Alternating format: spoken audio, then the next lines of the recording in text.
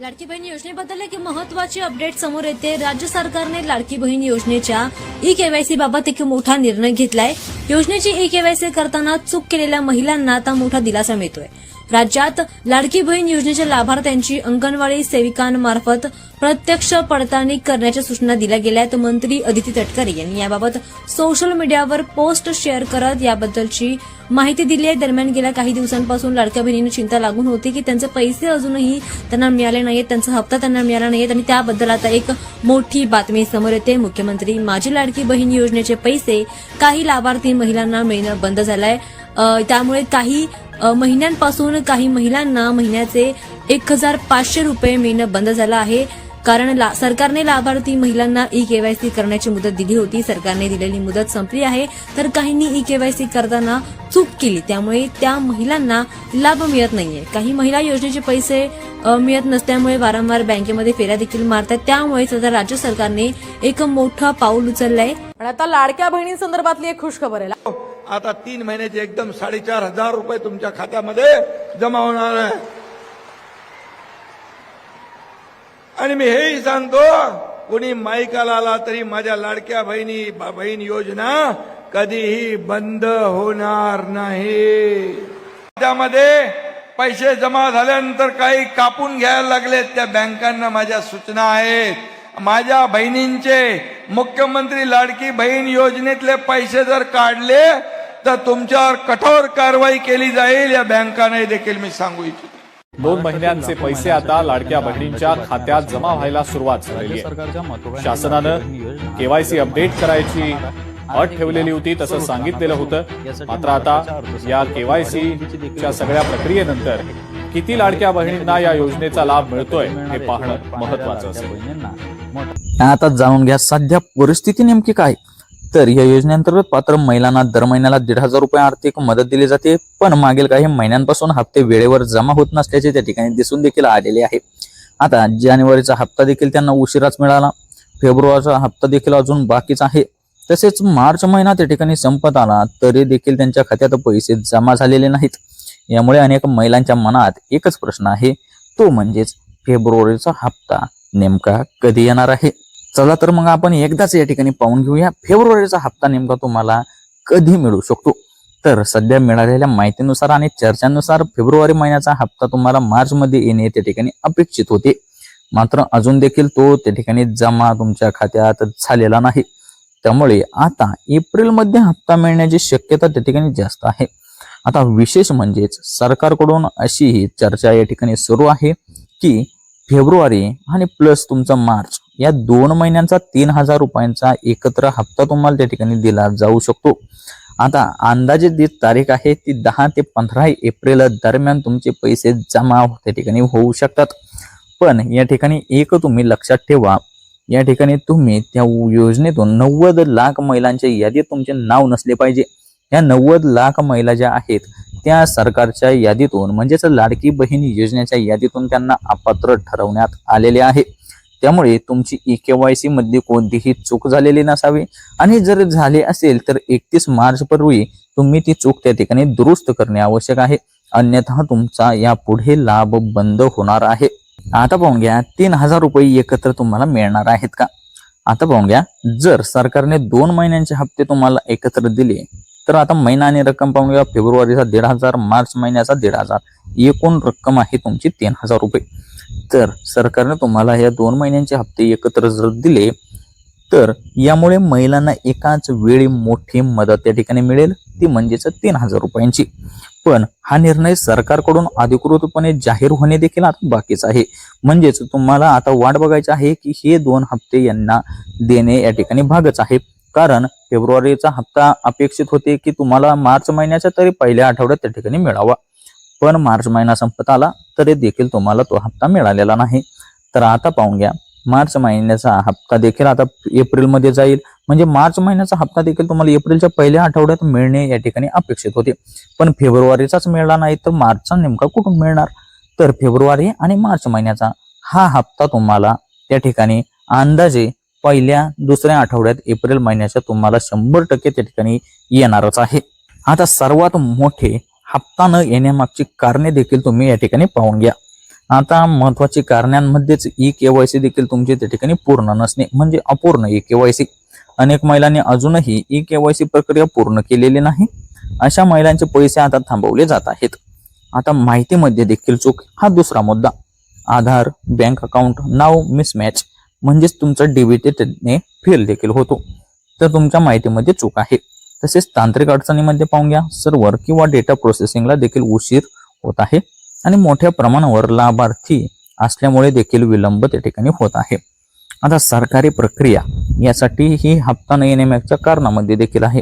ती म्हणजेच निधी मंजुरी आणि त्यांची वितरण प्रक्रिया तसेच प्रशासकीय होणारा विलंब देखील याच्या कारणीभूतच या ठिकाणी मानला जातो. आता काही महिला ई केवायसी केली नाही म्हणजे काही महिलांनी ई केवायसी केली नाही. तर पाहून घ्या ई केवायसी करणे नेमके काय आवश्यक आहे. आता त्यांनी हा मुद्दा महत्वाचा या ठिकाणी त्या महिलांनी पाहून घ्या. या योजनेचा लाभ मिळवण्याचे तुम्हाला ई केवायसी करणे अनिवार्य आहे. तर ई केवायसी जर तुमची नसेल तर तुमचा हप्ता त्या ठिकाणी बंद होऊ शकतो आणि पुढील लाभ देखील तुम्हाला त्या ठिकाणी मिळत नाही. त्यामुळे ई केवायसी तुमची असावीच. आणि चुकीची केवायसी असल्यास देखील आता काही महिलांकडून चूक झाली होती त्यांच्यासाठी पाहून घ्या, तुमचा अर्ज त्या ठिकाणी होल्डला पडू शकतो म्हणजे तुमचा अर्ज होल्ड होऊ शकतो आणि पैसे येणे देखील तुमचे त्या ठिकाणी थांबत असते. त्यामुळे चुकीची ई केवायसी करणे तुम्ही टाळा आणि जर आता झालाय तुमच्याकडून तो अनर्थ तर तो तुमचा अनर्थ तुम्ही 31 मार्च पर्यंत त्या ठिकाणी दुरुस्ती त्या ठिकाणी त्याची करून घ्या. अन्यथा तुम्ही देखील अपात्रांच्या यादीत जाऊ शकता. आता पाहून घ्या, ई केवायसी साठी शेवटची तारीख नेमकी कोणती. तर 31 मार्च पर्यंत ई केवायसी दुरुस्तीची संधी तुम्हाला उपलब्ध आहे. या तारखेपूर्वी तुम्ही केवायसी त्या ठिकाणी अपडेट करून घ्या आणि चूक असल्यास तुम्ही त्या ठिकाणी सुधारणा करा. अन्यथा तुमचा लाभ हा कायमचा बंद होऊ शकतो. हे मी तुम्हाला पहिल्यांदा पण सांगितलेलंच आहे. आता काही महिला आहेत त्यांना ई केवायसी कशी करायची तेच माहित नाही. तर आता त्यांच्यासाठी पाहून घ्या, पहिली पद्धत म्हणजेच ऑनलाईन पद्धत असते. अधिकृत पोर्टलवर तुम्हाला त्या ठिकाणी लॉग इन करायचे आणि तुमचा आधार OTP द्वारे व्हेरिफिकेशन त्या ठिकाणी करून घ्यायचे. एकदम सोपी आणि सिंपल प्रोसेस आहे. तसंच दुसऱ्या प्रकारामध्ये तुम्ही CSC सेंटर, गावातल्या CSC सेंटरवर त्या दुकानात जाऊन तुम्ही जवळच्या CSC केंद्रात जा आणि आधार आणि तुमचा बँक तपशील त्यांना देऊन त्यांच्या मार्फत तुम्ही त्या ठिकाणी ती ई केवायसी तुमची पूर्ण करून घ्या. तसेच आता बँकांमार्फत देखील तुम्ही करू शकता. आता तुमच्या बँकेत जाऊन तुम्ही DBT तपासू शकता आणि केवायसी अपडेट देखील त्या ठिकाणी करून घेऊ शकता. म्हणजे तुम्हाला 3 पर्याय या ठिकाणी मी सांगितलेले आहेत. त्यापैकी कोणताही पर्याय तुम्ही त्या ठिकाणी स्वीकारू शकता आणि तुम्ही पटकन 31 मार्च पर्यंत ही केवायसी त्या ठिकाणी पूर्णच करून घ्या. आता पाहून घ्या, पैसे आले का, नेमके आले की नाही हे नेमके कसे तपासायचे आता हे देखील पाहून घ्या. आता तुमच्या खात्यात पैसे आले की नाही हे तपासण्यासाठी बँकेचा SMS तुमच्या मोबाईलवर येत असतो. तुमचे आधार कार्ड जे आहे, आधार कार्ड बँकला लिंक आहे. तसेच तुमचा मोबाईल नंबर जो आहे, मोबाईल नंबर तो देखील तुमच्या बँकेला ऍड आहे. त्यामुळे बँकेच्या व्यवहारांचा SMS तुम्हाला त्या ठिकाणी मोबाईलवर येत असतो. त्यामुळे तुम्ही बँकेच्या SMS द्वारे देखील पाहू शकता. तसेच आता पुढे म्हणजेच ATM मिनी स्टेटमेंट काढून देखील पाहू शकता. तसेच दुसरे म्हणजेच मोबाईल बँकिंग किंवा UPI चे ऍप आहे ते ऍप देखील वापरून तुम्ही त्या ठिकाणी पाहू शकता. तसेच तुम्ही आता जर हे तुम्हाला तिन्ही जमले नाही तर सरळ सरळ तुम्ही बँक शाखेत जाऊन तुम्ही त्या ठिकाणी पाहू शकता किंवा त्यांना विचारू शकता. जर हे तुम्हाला तिन्ही जमले नाही तर तुम्ही बँक शाखेत जाणे हा तुमच्यासाठी सर्वात सोपा आणि महत्वाचा विषय त्या ठिकाणी राहणार आहे. त्यामुळे तुम्ही डायरेक्ट बँक शाखेत जाऊनच तुमचे पैसे त्या ठिकाणी आले का नाही ते चेक करा. आता पाहून घ्या, या योजनेचा नेमका कोणाला मिळतो लाभ. तर महाराष्ट्रातील रहिवासी महिला आहेत त्यांना मिळतो. त्यांची वय 21 ते 60 वर्षादरम्यान आहे त्यांना तर मिळतो. 21 ते 60 ही शासनाने वयोमर्यादा ठरवलेली आहे. तसेच आर्थिकदृष्ट्या दुर्बल घटक आहेत त्यातील महिलांना देखील याचा लाभ मिळतो. आणि कुटुंबातील उत्पन्न ठराविक मर्यादेपेक्षा तुमचे कमी असेल तर तुम्हाला या ठिकाणी मिळतो. याला उत्पन्नाची मर्यादा जी दिलेली आहे ती 2.5 लाख रुपयांपेक्षा तुमचे उत्पन्न त्या ठिकाणी कमी पाहिजे. अशा सर्व महिला या ठिकाणी पात्रच आहेत. आता पाहून घ्या, या योजनेचा उद्देश नेमका काय. तर मुख्यमंत्री माझी लाडकी बहीण योजना ही महिलांना आर्थिकदृष्ट्या सक्षम करण्यासाठी सुरू करण्यात आलेली योजनाच आहे. आता महिलांच्या हातात थेट पैसे देतात. म्हणजे आता पाहून घ्या, त्यांना 3,000 रुपयांचा एकदा का हप्ता मिळाला तर या 3,000 रुपयांचं त्यांना त्या ठिकाणी मोठी मदत त्यांना मिळते. म्हणजे नवऱ्याला सकट तुम्हाला सांगतो त्यांना 2-3 महिने पैसे मागायचे त्या ठिकाणी गरज पडत नाही. आणि घर खर्चात मदत आता हे आलेले पैसे जर का घरी सांगितले, नवऱ्याला जर का सांगितले, तर नवरा जर का म्हणला की आता कर बाजार, तर त्यांना त्या ठिकाणी बाजार करणे भाग आहे.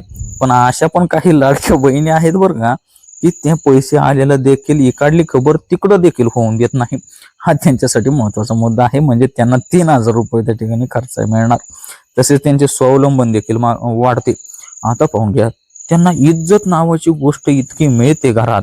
त्यांना जर का पैसे आले की मुलगा असो, मुलगी असो किंवा कोणीही असो, नवरा जरी असला, की तुमचे ते पैसे संपेपर्यंत तुम्हाला त्या ठिकाणी सुट्टीच देणार नाही. त्यामुळे त्या योजनेच्या माध्यमातून तुम्ही सक्षम खूप झालेला आहात, हे देखील महत्वाचे आहे. आता पाहून घ्या, महिलांमध्ये देखील नाराजी आहे. आता ते नाराजी काय आहे ते देखील पाहून घ्या. हप्ता वेळेवर न मिळाल्यामुळे आता आर्थिक अडचणी देखील त्यांच्या वाढल्या. आता 3,000 रुपये एकत्र येणार, 1,500 रुपये महिन्याला येतात. पण आता हे फेब्रुवारीचा हप्ताच जानेवारीचा हप्ता तुम्हाला फेब्रुवारी मध्ये मिळाला, फेब्रुवारीचा हप्ता तुम्हाला अजून आला नाही. म्हणजे आता जवळजवळ मार्च आणि एप्रिल, या एप्रिलमध्ये जाणार. म्हणजे जवळजवळ 2 महिने आता तुम्हाला विलंब आहे, त्या ठिकाणी वाट बघायला लागणार. त्यामुळे तुमच्या आर्थिक अडचणी त्या ठिकाणी वाढल्या. तसेच तुमच्या घर खर्चावर देखील त्या ठिकाणी परिणाम झाला. आता लाडक्या बहीण योजनेचे पैसे जे आहेत ते 1,500 रुपये काय तुम्हाला 4-5 महिने तर टिकणार नाहीत. त्यामुळे घर खर्चावर देखील परिणाम झाला. मग आता तुम्हाला शक्यतो नवऱ्याकडूनच घराचा बाजार आणि घरात घर खर्चासाठी त्या ठिकाणी पैसे त्यांच्याकडून घ्यायला लागले.